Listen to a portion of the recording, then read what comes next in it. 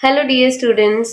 तो जैसे कि हम सब जानते हैं, कल है हमारा एसएससी बोर्ड का 10th स्टैंडर्ड का इंग्लिश का paper. Yes, it is the English paper finally. हमने साल भर तो पूरी पढ़ाई कर ली है और जो मेरे स्टूडेंट्स हैं वो ऑलरेडी ये सारी टिप्स और सारी तरकीबें जानते हैं कि इस पेपर को करते कैसे हैं, सॉल्व कैसे करते हैं। अब जब बात इंग्लिश के पेपर की आती है तब बात सिर्फ ग्रामर सीखना, राइटिंग स्किल सीखना और पैराग्राफ्स को बाय हार्ट करना ये सब नहीं होता है।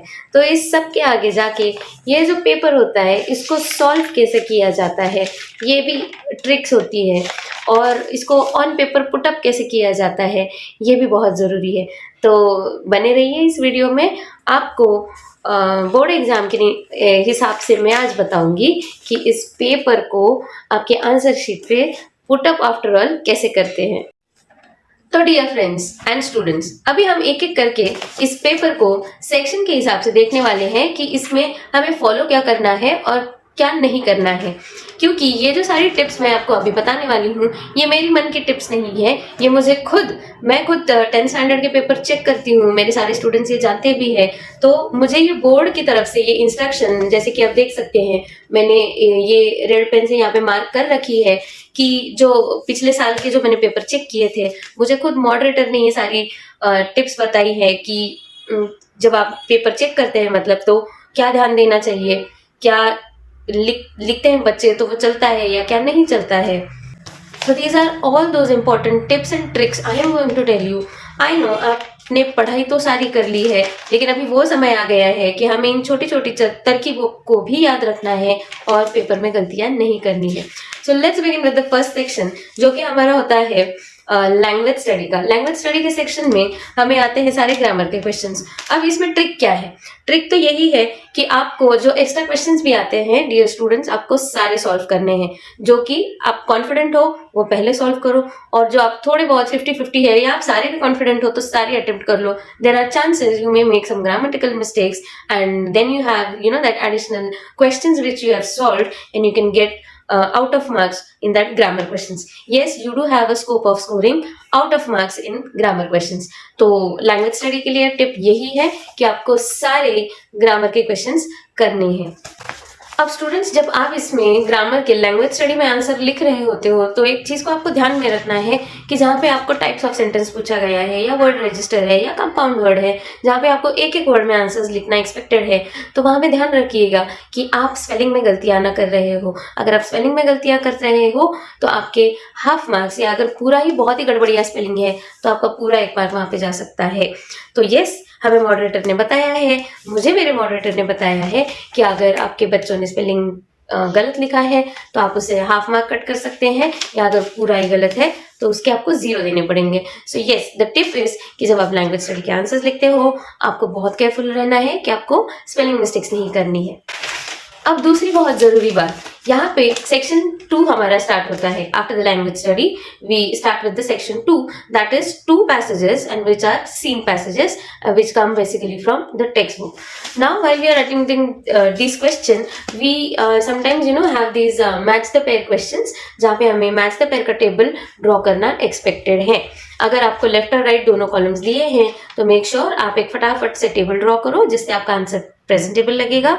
लेफ्ट में बनाओ आप ए कॉलम जिसमें आपके क्वेश्चन वर्ड्स हैं, बी में बनाओ बी तो लिखना है ऊपर, ब्रैकेट में लिखो answers and then you have to solve those match the pair with the left side questions and the answers in the right column. So this way you are supposed to draw the table for match the pair and write the answers appropriately. उसके बाद जब हम आगे जाते हैं इस प्रकार से आपको डायग्राम्स देखने मिल सकते हैं।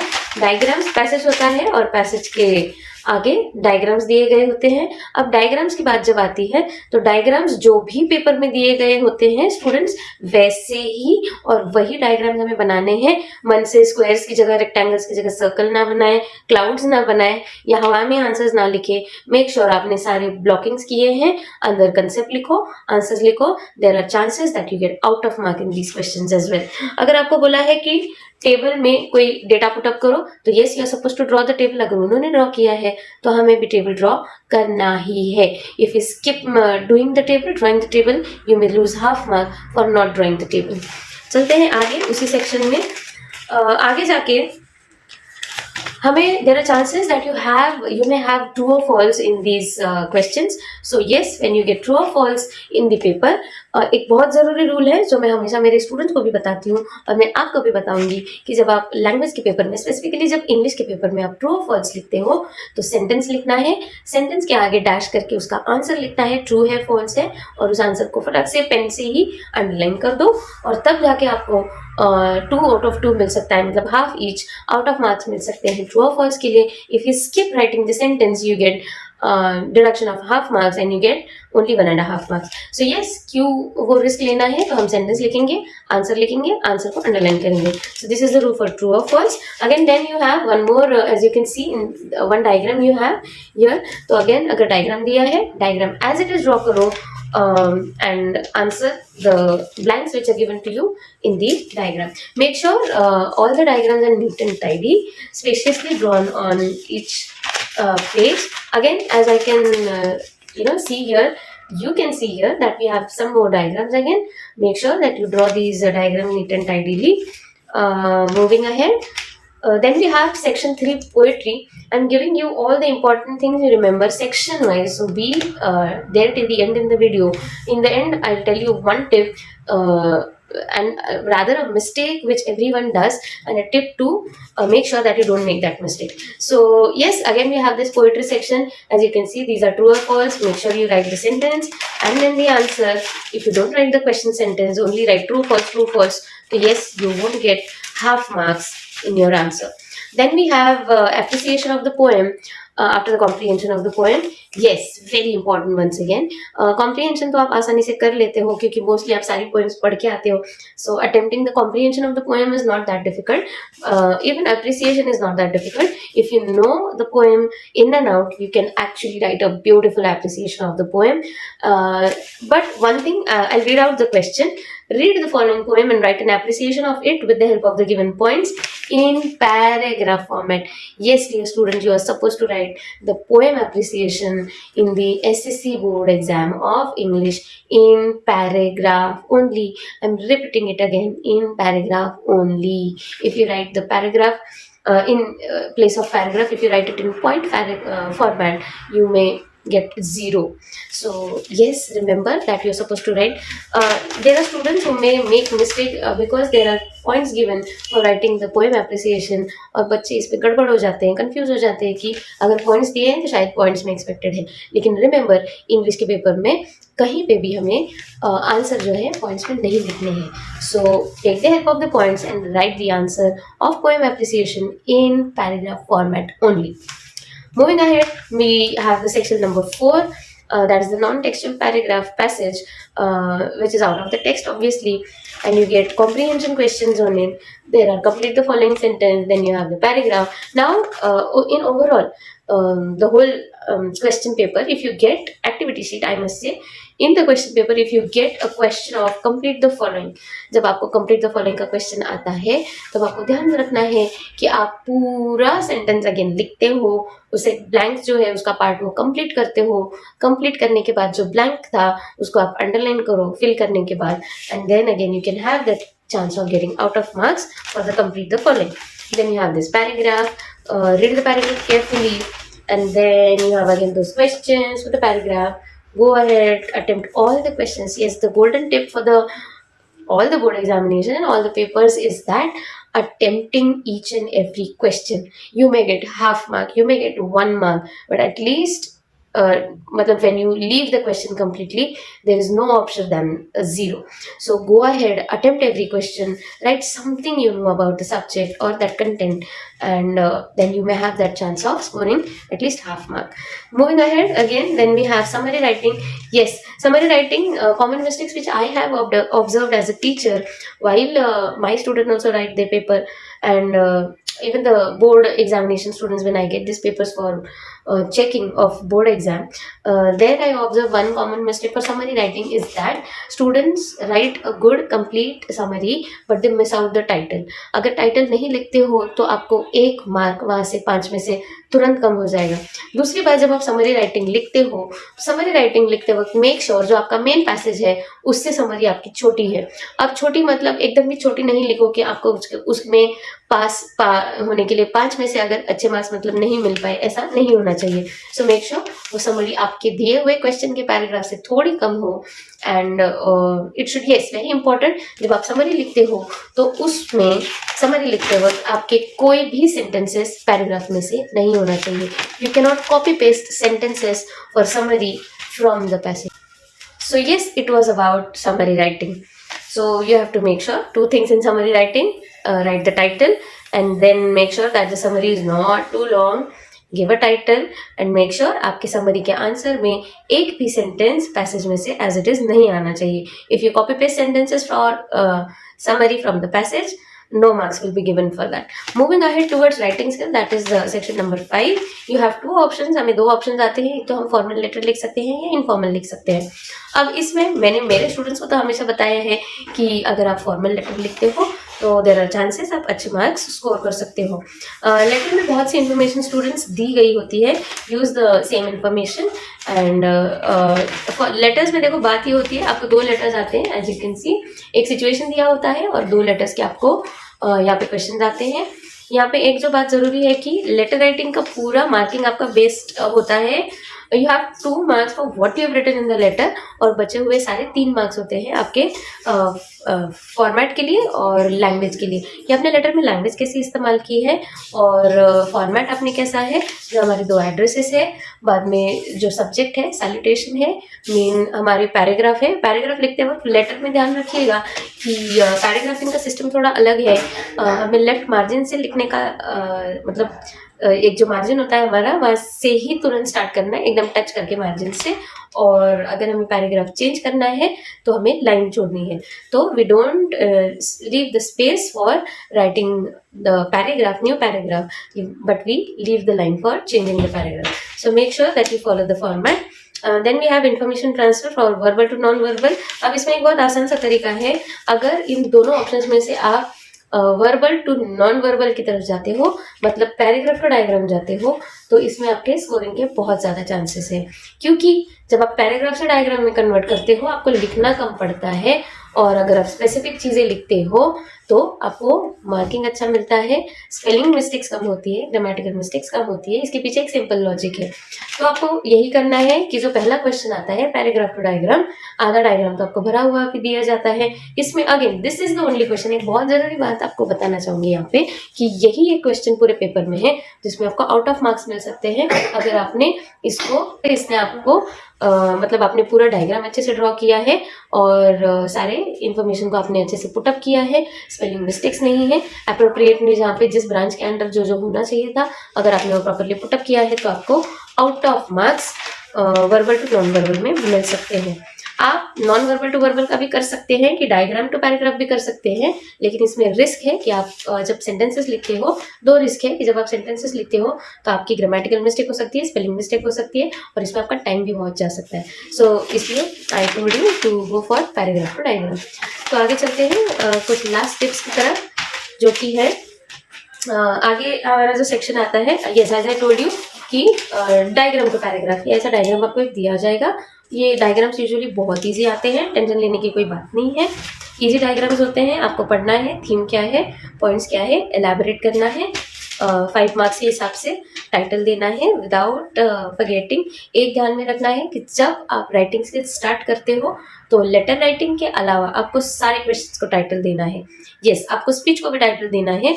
जैसे कि for example you may have speech on the occasion of Ganeshotsav, speech on the occasion of blood donation camp, speech on the occasion of Independence Day, Republic Day, farewell party. So you have to title every question.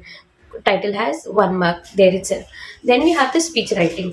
Speech writing का tip ऐसा है कि इसमें 2 चीज़ें आपको follow करनी है, एक बिगिनिंग और एक एंडिंग. क्योंकि हम जब स्पीच देते हैं तो हम लोगों को स्टेज पे आके ग्रीट करते हैं, जैसे कि good morning everyone, respected principal, present teachers and all dear students. तो ये हुआ आपका बिगिनिंग. ये आता है स्पीच के फॉर्मेट के अंडर. तो वो लिखने के बाद आप स्पीच को कंटिन्यू करिए. स्पीच को कंटिन्यू करने के बाद अच्छे से स्पीच को लिखिए और स्पीच का एंडिंग देना भी बहुत ज़रूरी है. अब आपने देखा होगा कि ये स्पीच लिखने के लिए आपको कुछ पॉइंट्स भी दिए जाते हैं जो कि बहुत आसान कर दिया है बोर्ड वालों ने, कि आपको पॉइंट्स भी दिए गए हैं और आपको जस्ट उन पॉइंट्स को एलैबोरेट करना है, आपके स्पीच में एफिशिएंटली पुटअप करना है और yes you get good marks again. Second thing I was telling you about the speech is that कि हमें एंड करना है स्पीच को जैसे कि हम एक्चुअली स्पीच देते हैं. देखो स्पीच देते वक्त ध्यान में रखना है कि जब हम रियलिस्टिक स्पीच कैसे देते हैं स्टेज पे खड़े होके, वैसे ही हमें ये स्पीच लिखना है, बिल्कुल रियलिस्टिक लिखना है. तो रियलिस्टिक स्पीच की एक पार्ट होती है कि जहाँ पे हम कंक्लूड करते हैं, एंड करते हैं स्पीच को, जहाँ पे हम सबको थैंक करते हैं कि thank you for listening to me patiently, thank you for giving me this valuable opportunity to present my thoughts, present my views in front of everyone. Thank you. So this way you have to end your speech properly. This comes under the format of writing a speech. Then comes view counter view. The question of view counter view. There in view counter view, you are supposed to write the counter. That is the opposite view. View counter view क्या होता है? View का counter view होता है. मतलब जैसे कि हम डिबेट करते हैं कि टॉपिक की एक साइड से भी बात होती है और टॉपिक के दूसरे साइड से भी बात होती है, दूसरे पक्ष से या फिर दूसरे पॉइंट ऑफ व्यू से, परसेप्शन से बात होती है. व्यू काउंटर व्यू एक कॉइन के दो साइड्स की तरह है कि अगर एक साइड आपको बताई है तो you have to tell the second side. It is not only opposing the point but it is presenting the second side of the point. So yes counter view को भी हमें एक अच्छे से फॉर्मेट में स्टार्टिंग टू एंड 5 मार्क्स के लिए present करना है. व्यू के पॉइंट्स आपको क्वेश्चन में दिए होते हैं, आपको बस काउंटर व्यू लिखना होता है. तो yes again it has to be in paragraph format. जैसे कि मैंने आपको ऑलरेडी बोला है कि कोई भी आंसर हम पॉइंट फॉर्मेट में नहीं लिखते हैं. Then we have the 7th question. Then we come to the section 7 जो कि हमारा क्रिएटिव राइटिंग है. इस सेक्शन में जितना आप क्रिएटिव लिखते हो उतने आपके मार्क्स मिलने के ज़्यादा चांसेस है. अब 7A में आता है एक्सपैंड द थीम और एक्सपैंड द आइडिया. इसमें आपको कोई आइडिया या थीम या कंसेप्ट या स्लोगन या फ्रेज दिया जाता है और उसको हमें एक्सपैंड करना होता है. पिछले साल के एग्जाम में आया था एक्सपैंड द थीम में nothing will work unless you do. इसका जो मीनिंग है कि जब तक हम कुछ खुद करते नहीं हैं तब तक कुछ होने नहीं वाला है. अब इसको हम ऑब्वियसली हिंदी में तो लिख नहीं सकते, तो इसके लिए हम कर क्या सकते हैं कि इसको एलैबोरेट करते वक्त मन में पहले आप आइडियाज़ ला सकते हैं कि ये पहले तो है क्या, ये कंसेप्ट है क्या, ये आइडिया है क्या, और इसको एक्सप्लेन करने फिर आप जो स्टार्ट करेंगे तो एक एक आइडिया जो आपके दिमाग में आ रही है उसको एक एक करके आप इंग्लिश में पुटअप कर सकते हैं, इसको एलैबोरेट कर सकते हैं, अपने हिसाब से कर सकते हैं. अगर आप ये कर सकते हैं और आपको कॉन्फिडेंस है कि ये क्वेश्चन आप अच्छे से कर सकते हैं तो ये वाला कीजिए. नहीं तो इसको ऑप्शन में आता है news report. We have news report in option for expand the theme. News report का एक स्टैंडर्ड जो फॉर्मेट है ये अगेन एक्सपैंड द थीम के लिए आपको ये जो क्वेश्चन आता है इसको एज टाइटल देना है, nothing will work unless you do. सो आपका टाइटल जाएगा और देन आप स्टार्ट करोगे एक्सपैंड द थीम लिखने के लिए. इसको और में आता है as I said news report writing. I read out this question. Prepare a news report based on the following headline, that is dengue fever claims 10 lives in Dhule. So ऐसे जो हमारा ये आता है ये कभी कभी आपको हेडलाइन खुद दे देते हैं जो कि फिर से बहुत आसान हो जाता है. हमें रिमाइंड भी हो जाता है कि यस हमें हेडलाइन देना है क्योंकि न्यूज़ कभी बिना हेडलाइन के हो नहीं सकती. हमारा रिपोर्ट भी हेडलाइन एक होना ही चाहिए रिपोर्ट में, तो हम हेडलाइन देंगे. उसके बाद होता है बाई लाइन. द रिपोर्टर या फिर उसका आप XYZ नाम लिख सकते हैं. नाम के नीचे राइट साइड में बाई लाइन के लिए नाम और रिपोर्टर लिखो, फिर लेफ्ट में आके प्लेस कॉमा डेट या फिर date comma place and then you start writing the report in approximately 2 paragraphs और 3 paragraphs, 2 big paragraphs and 1 small concluding paragraph. उसके बाद में हमारा आता है developing a story and narrating an experience. ये दोनों ऑप्शन में आते हैं. तो डेवलपिंग अ स्टोरी इज जहाँ पे आपको आई read out this question so you get an idea. Develop a story and suggest a suitable title. उन्होंने खुद आपको बच्चों बताया है कि टाइटल दो टाइटल दो टाइटल दो. सो हमें टाइटल देना है develop a story and suggest a suitable title. Make sure आपका टाइटल बहुत बड़ा भी नहीं है और बहुत वन वर्ड में भी नहीं है. It is like a phrase. So the conclusion and the end is given. आपको एक एंडिंग दिया होगा और आपको एक स्टोरी उसके बेस पर डेवलप करनी है. सो आपका स्टोरी का एंडिंग देखो क्या है. For example I tell you they learned dot dot dot dot, मतलब आपकी स्टोरी होगी वहाँ पे they learned a lesson to live with the thought be punctual. इस तरह उन्होंने समय का जो मतलब पंक्चुअल रहने का जो इंपॉर्टेंस है वो सीखा. तो इस लाइन के या फिर इस एंडिंग के हिसाब से आपको एक स्टोरी क्रिएट करनी है. या फिर इसमें ऑप्शन आता है नरेटिंग एंड एक्सपीरियंस. अब नरेटिंग एंड एक्सपीरियंस क्या होता है कि हमारे साथ कोई अनुभव हुआ है. अब बच्चे हमेशा पूछते हैं कि टीचर अगर हमारे साथ कोई एक्सपीरियंस हुआ ही नहीं है ऐसा जैसे कि दिया हुआ है. ये वाला पढ़ते हैं क्या है. It was raining heavily and I was going to and dot dot dot. एक बार बारिश हो रही थी and I was going to, मतलब कहीं आप जा रहे थे एंड आगे आपको लिखना है कि आगे क्या हुआ. तो ये जो है आंसर, आप इसमें कोई भी इंसिडेंट लिख सकते हो। हाँ, तो आप जो सिचुएशन आपको दिया होगा, नॉट नेसेसरी कि वो आपके लाइफ में हुआ ही होगा। तो देखो बच्चों, इसमें कोई टेंशन लेने की बात नहीं है कि ये क्रिएटिव राइटिंग है। क्रिएटिव राइटिंग होता क्या है कि जहाँ पे आपको आपकी क्रिएटिविटी यूज करनी होती है, आपको सोचना होता है। Go into that place, imagine कि आप बारिश में खड़े हो, आपको जो करने के लिए बोला है, इमेजिन करने के लिए बोला है, वो आपको करना है। उस हिसाब से आपको पूरी मतलब वो एक्सपीरियंस जो है आपको बतानी है, नरेट करनी है। और if you do it appropriately, if you use good vocabulary, and if you use proper sentence structures, if you use creative ideas, if you use creativity, creative thoughts in it, yes, there are chances that you score out of marks, or like out of 5 you get 4.5 mark at least. So ये था overall section wise हमारा paper का put up कैसे करना है, वो पूरा फंडा एंड स्ट्रेटेजी। अब आपको at the end I will tell you some basic common tips which you are not suppose to forget at all at the examination. That is the first thing is every section on new page and make a box for entitling that section. Section 1, section 2, and also name the section. Section 1 language study, section 2 scene passage, section 3 poetry जैसे कि है, और उसको start every section on new page, उसको box करो। मतलब वो highlight होता है। क्यों करना है कि जब आप एग्जामिनर मतलब जो होता है चेक करता है, तो उसको वो आसानी हो जाती है कि अगला सेक्शन यहाँ से स्टार्ट हो रहा है, ये इज सॉर्टेड, और आपके मार्क्स इजीली आपको मिल सकते हैं। जितना इजी आप पेपर रखोगे एग्जामिनर के लिए, वो आपको अच्छा होगा। अब आप बोलोगे कि मैंने कहा था कि आपको एक ज़रूरी टिप दूंगी लास्ट में, और जो कि सारे बच्चे वो ये मिस्टेक करते हैं कि many of the time students they think कि मैं क्रिएटिव सेक्शन या फिर राइटिंग स्किल में पहले कर लूँगा, जैसे कि मैं लेटर से स्टार्ट करूँगा, क्योंकि मेरा कवर होते होते पेपर कवर होते होते मतलब वो सेक्शन छूट जाता है, तो मैं उसे पहले कर लूँगा, फिर पैसेजेस बाद में कर लूँगा, पोएम बाद में कर लूँगा। तो देखो बच्चों, ऐसे करने में प्रॉब्लम नहीं है। बोर्ड में ने हमें मना नहीं किया है कि आप सीक्वेंस को उल्टा पुल्टा कर सकते हो, लेकिन होता क्या है, फिर आपके पैसेजेस छूट जाएंगे, तो गड़बड़ तो वैसे भी होने के चांसेस है। Rather start in proper sequence. Board ने हमें मना नहीं किया है, बट हमें एज आई सेड हमें पेपर बहुत ईजी एक्सेसिबल रखना है एग्जामिनर के लिए, कि उसका सॉर्टेड हो, उसको सीक्वेंस प्रॉपर दिखे पेपर में, कि वो हमारा मार्किंग अच्छे से कर सके। देखो साइकोलॉजी होता है, एग्जामिनर के पास बहुत सारे पेपर आते हैं, मैं खुद उसमें से जा चुकी हूँ, जाती हूँ अभी भी। जैसा ही ये 2026 का इंग्लिश का पेपर होगा, मेरे साथ मेरे पास बहुत सारे पेपर आने वाले हैं चेक करने के लिए। तो एक साइकोलॉजिकल टेंडेंसी होता है कि जितना इजीली एक्सेसिबल पेपर होगा, उतना बच्चा अच्छा मार्क्स गेन करता है, क्योंकि if I feel good I feel good to give marks as well. तो ये साइकोलॉजी ऑल्सो वर्क्स। तो मैं हमेशा मेरे स्टूडेंट्स को बताती ही हूँ, लेकिन आपको भी आज बताऊंगी कि कभी भी एग्जामिनर का मेंटल स्टेट खराब ना हो, ऐसा पेपर लिखो। पेपर बहुत सॉर्टेड होना चाहिए, न्यू क्वेश्चन न्यू पेज पे होना चाहिए, न्यू सेक्शन न्यू पेज पे होना चाहिए। राइटिंग स्किल के सारे क्वेश्चन ए हो बी हो न्यू पेज पे होने चाहिए। बाकी आप सब अभी ऑलरेडी पढ़ तो चुके हो, लेकिन ये बहुत ज़रूरी चीज़ें थी जो कि मैंने लास्टली जो आपको बोला कि सीक्वेंस फॉलो करना है। येस, सीक्वेंस में ही पेपर लिखो, क्योंकि अगर आप सीक्वेंस फॉलो करते हो, आपके मार्किंग में सॉर्टेड रहेगा, एग्जामिनर को भी सॉर्टेड रहेगा, आपके मार्किंग प्रॉपर आएंगे।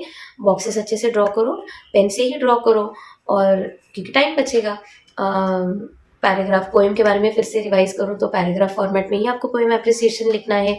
सारे राइटिंग स्किल के क्वेश्चन को लिविंग द लेटर, आपको सारे क्वेश्चंस को, राइटिंग स्किल के क्वेश्चंस को टाइटल देने हैं, प्रॉपर में फॉर्मेट्स में पुटअप करना है, एंड दैट्स इट। आपको सारे क्वेश्चंस प्रॉपरली शांति से, मेनी ऑफ द टाइम्स बच्चों की गड़बड़ क्या हो जाती है कि वो आधा अधूरा फटाफट से पढ़ के आधा अधूरा बच्चों को मतलब वो समझ लेते हैं, और आधा अधूरा ही या फिर गलत समझ के क्वेश्चन अटेम्प्ट करते हैं, और इसमें बहुत सारी मिस्टेक्स होती हैं और बहुत सारे मार्क्स जाते हैं। तो इस तरह आपको ध्यान में रखना है कि कैसे पेपर को सॉल्व करना है। ये सारी मैंने जो इम्पोर्टेंट टिप्स थी, जो मैंने मेरे भी बच्चों को बताई है, बताती आई हूँ, बता रही हूँ, और आपको भी बताई है।